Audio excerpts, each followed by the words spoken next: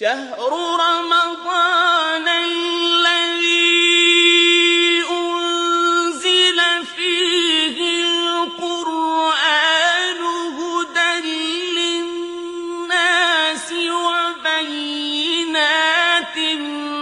من الهدى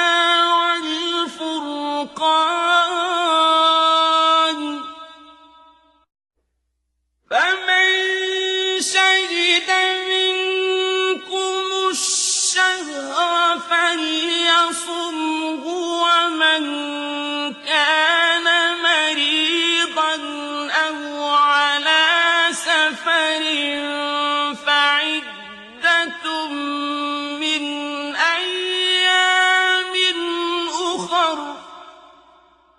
يريد الله بكم اليسر ولا يريد بكم العسر ولتكملوا العدة